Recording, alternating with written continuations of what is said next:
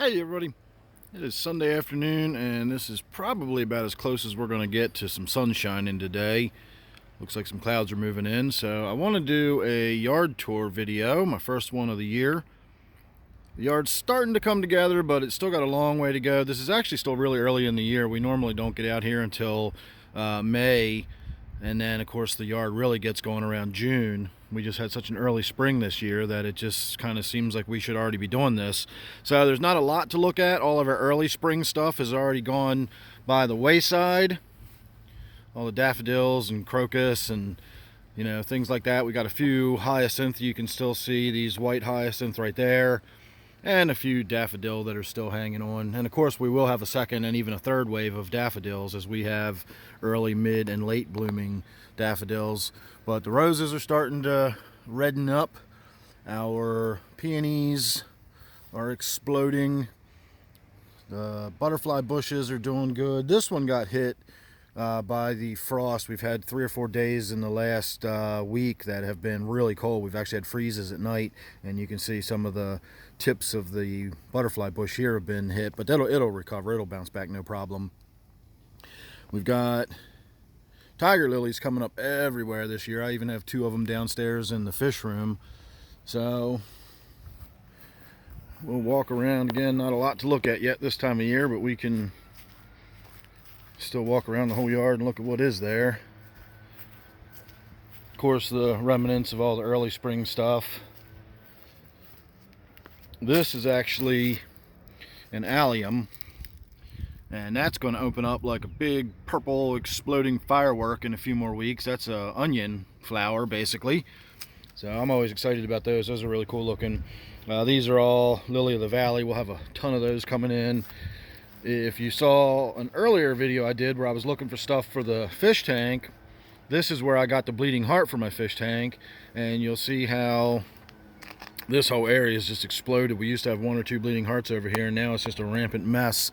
But you can also see how the bleeding hearts got hit by the frost, and they're all bent over and wilted and everything. But again, they're going to come and go very quickly. That's a very short-lived summer plant. It comes up, does its thing, flowers, and then it'll just start fading, turning yellow, and it'll die back by June. There'll be just, dead yellow stuff lying on the ground, and it'll be ready for next year. More peonies. We have this one tulip that's finally opened. We don't have much luck with tulips here. I think it's a combination of not a lot of sun, and we probably don't have very good soil.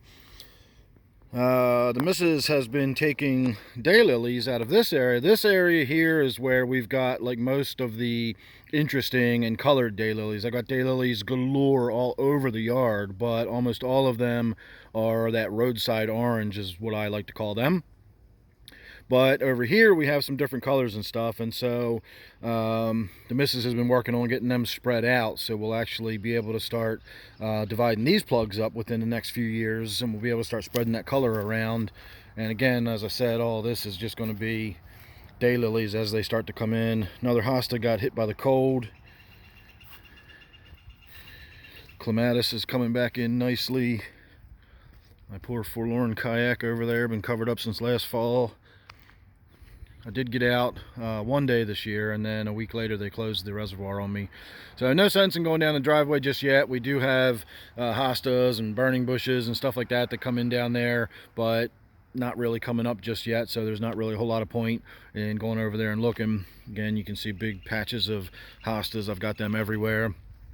The missus truck's in the shop right now. I think a mouse got up into the electrical system and chewed up on that. That's always a good time whenever that happens. More daylilies. These purple flowers you can see are actually money plant. They actually develop a seed pod that looks like a coin, sort of. You'll see in later videos. Make sure you're subscribed, that way you won't miss those updates, and you'll get to see what a money plant looks like if you've never seen one before. So lots and lots of different types of daylilies over here, a lot of different hostas over here. I think some of these really big hostas, I know it's hard to tell at the moment, but these are going to grow up and develop into, huge hostas that cover this whole area. So probably a little more than we want filling in this year. We want to actually sort of see the smaller stuff in the back rather than have it covered by all this hosta up front. So I'm going to probably dig some of these up, move them down, and put them along the driveway where I was just talking about. Love these. Daffodils are so big. My wife always says that's what Willy Wonka could use for a teacup. So we got more daylilies. These are almost all roadside orange, although the missus did plant something in here with these this year. I can't remember what it was, but I know something's going to come up with these daylilies, and it's going to add a little splash of color to the orange that's in there. Pretty much everywhere where there's used to be a tree is now iris, daylily, all that kind of good stuff. We got tiger lilies. We got tiger lilies everywhere. They grow crazy, and each little plant puts off about 1,000 little babies. And then what we wind up with is these. And of course, I take the little bulbs. The little babies are literally, they're little bulbs about that big, and I just take them by the handful and scatter them around the yard. So that's why we have tiger lilies everywhere. So this is interesting. More tiger lilies. That is a cow skull I got many years ago. Here's the other horn. When I used to drive a trash truck. This is one of my trash treasures. I brought home a full cow skull that somebody had thrown away. I thought it was kind of neat, and we propped it up against the tree, and it's really, a lot of it is gone, and if you look closely at it, you'll see why it's gone is it gets chewed on. And I come out here all the time, and I will see the squirrels and the chipmunks chewing on that. So I don't know if they're doing it to wear their teeth down. I don't know if they're doing it as a source of calcium, or possibly both. But I've always found that interesting, and I've always left that cow skull there just for the rodents to come out here and chew on. And they are definitely wearing it down. So moving on. Gonna have some company following us around. Squeaker got in a big fight the other night. I don't know who with, but tore his face all up. He's got a big scar across his nose, and his bottom lip got all torn up. And I was really afraid it was going to get infected. So I kept cleaning it for a couple of days and keeping all the pus and the gunk and all that crud cleaned out of it. And over, I don't know, about a week period, it closed up and healed up. And so his jaw is fine. You can't even tell he had an injury on his lip unless you look really closely. But he does now have a big old scar across his nose where his nose got laid open. So, like I said, he got in a big old fight with somebody the other night. He came home all bloody and nasty. Looked like he'd been, tore up by a fox or something, until we sorted through all the blood and found out that the injuries were actually fairly minor. It was just a lot of blood in his fur. This used to be what I call my fern garden. And while you can't even tell this actually is a garden, there used to be paths. This tree fell down across all my paths years ago, and I couldn't afford to have it removed, and I never got around, and here we are 10 years later, and it's no longer really a garden anymore. The fern still comes up, all the hostas that are back there still come up, you can see the daylily here still come up, but all of the paths and trails are all overgrown. I used to have a bench sitting back there where you could walk through the ferns and everything, and it was a really nice garden. But you stop paying attention to a garden for even a little while, and it stops being a garden. So now it just kind of looks like that. So I do have a fern garden playlist. I think I still have some videos of that from a long time ago. I actually did shoot some video where it still looked like a garden. So none of that does anymore. Up here, we're still working on getting the mulch down. Again, this early in the year to have this much stuff coming up already, it's kind of tough to start putting the mulch down. We try to do that before everything starts coming up, and then that way, we're not putting it on top of things, and of course we don't have to do the very time consuming of spreading it between and around everything. That takes forever. Not a lot to talk about up here. Again, the missus is the one that's been doing most of the work out here. I usually do the more big bulky stuff, like haul the bags around the yard, mow the lawn, clean up the leaves and all that kind of stuff. And then my wife is the one that generally does the gardening stuff and the planting and the whatever. I do maybe 20% of that. She does the other 80. Not that we've worked that out or anything. That's just how it actually happens to work out. I probably should be out here doing a lot more of it. I just don't. So again, not a lot to look at. Not much is coming in yet. We've got some coral bells that have colored up and looking good, and of course all of the early spring stuff is already gone. These were burning bushes. I chopped them way back last year. They were huge, and you couldn't even walk through here anymore. This whole path area, this bush here was actually touching that bush there, and you couldn't even get through here anymore. So that's all cut way back. We'll have a walk over there and look at that garden in a minute, provided the neighbors are not outside. If their dog's out, it'll be too loud and barking at us to actually go over there and look at anything, but we'll have to wait and see when we get there. So this is just the top side view looking down on the same garden where we started. And again, long way to go, just getting started. So not much to talk about or look at, but we're getting there.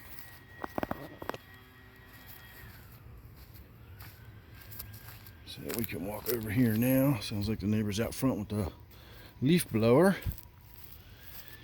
So if you remember from last year, I was complaining that this tree had finally fallen down. For a long time we didn't come over here very much because this tree was actually stuck between those two, and it was up like that, and I was afraid it was going to fall while we were over here.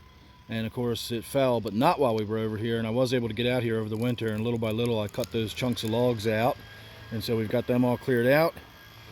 This garden will start filling in nicely. This is the best garden. It's got huge hostas and just all kinds of stuff. This is a fun garden to look at. We could actually do a whole video of just walking around this side of the yard because it goes all the way down into here, and we've got paths that go all through it. This one is, you know, pretty actively maintained. This is almost entirely my wife's garden too. She spent years putting this together, and just slowly but surely we keep building it up and getting it bigger and bigger. So this is a native plant called Trillium. We actually have 3 different colors of this. We have a pink one, a white one, and then like a reddish colored one, a darker one. I don't know if red's the right color, but that's as close as I can think of. So that's that. We got a still bee coming in everywhere. Again, this is just too much to just point out what's going to be coming in. As I said before, you'll just have to subscribe and see it as it comes up. So loads of stuff in here, hostas, fern, the still bee galore. And when I say hostas, it's not just the same kind of hosta over and over again. We've got dozens of different kinds of hostas. We got bunches of different sorts of ferns, all sorts of stuff. So down here we've actually got some micro hosta gardens. You know, again, it just sort of peters out and goes over there into the woods and sort of trails off. Likewise down here, it just sort of goes down into the woods and trails off, and that's sort of the end of the official garden. But in this area here, so you got to watch where you're stepping. Hostas come up everywhere. That's right in the middle of the trail. This is a little hosta coming up. These are hostas coming up. I have so many hostas, it's unbelievable. So this area has a lot of micro hostas. This is as big as these get, and that's a full-grown hosta right there. All these are micro hostas. These are micro hostas. You can see these little ones coming up. That's a hosta, believe it or not. It's a micro hosta. I see you. Yeah. And over here we have a lot of micro hosta. Ooh, look at this. Already in the year, and we've got damage. That has been, yeah, I see it. That has been chewed and munched down by something, and I don't know if that's deer damage or not. I'll have to come out and look at it a little more closely to see whether that's deer damage. It almost looks like rabbit damage, but we don't usually have too many rabbits around the yard, so I don't know. I'll have to double check and look into that. These are all micro hostas that have apparently come from self-propagating. Just seeds must have fallen or whatever, because we did not plant a huge cluster of these little tiny hostas. And again, these are micro hostas. They only get, you know, full grown, they're going to be open up about yay big and that tall, and that's all they're going to be. Really cool little things. Well, got all kind of damage to our astilbe. That's getting all chewed up, so that must be deer damage. I can see a bunch of damage to the astilbe out here now that I'm looking closer. I'm not, see, this is what I do at work. This isn't what I do when I'm home. We usually don't get deer damage in our gardens, but we are definitely getting deer damage in our gardens this year. Well, I spray deer repellent for a living. As I said, this is what I do when I'm at work, is I look for damage like that. I can see more damage here. Oh wow, I can see some Fairly significant damage right there. So definitely going to be time to get out here with my deer repellent and start spraying. Oh yeah, look at it all. I have to start tracing it around and figuring out where they're coming from and how they're moving across the yard and see if I can't block their path, because this is a bunch of damage here. I think they come in from across the street and they come up. They make their way up this way, and I know a guy up there actually feeds the deer, so that's probably why they're coming right through my yard to go to get to his food. And of course, nothing like a little appetizer on the way to the free buffet.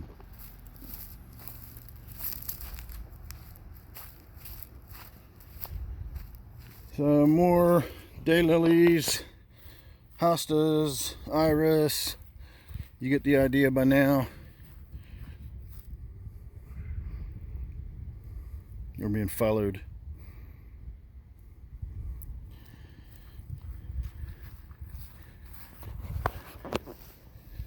This is where I came and grabbed a handful of stuff that went in my aquarium. That's that stone crop.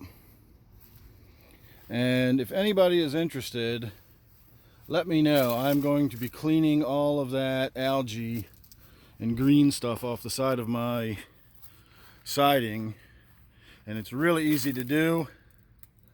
It's no fuss, no muss, and it's really inexpensive. You don't need any special equipment or anything, as long as you've got vinyl siding. It doesn't work like that on any other kind of siding, but vinyl siding is super easy to clean. So let me know if anybody be interested in watching a video about that. I'm probably going to do one anyway, but we'll see. And we end up back where we started. That is the 2 plants that I just removed from my waterfall tank because they had aphids on them. And he's managed to make his way all the way around. I don't know if you can see the side of his face or not there, but you can see that scar on his nose. Squeaker. Hey. Yeah. All right, well, he's got grass to eat. So I'm going to say thanks for watching. Hope you enjoyed that. Make sure you're subscribed, and I will see you real soon in the next one. Thanks a lot.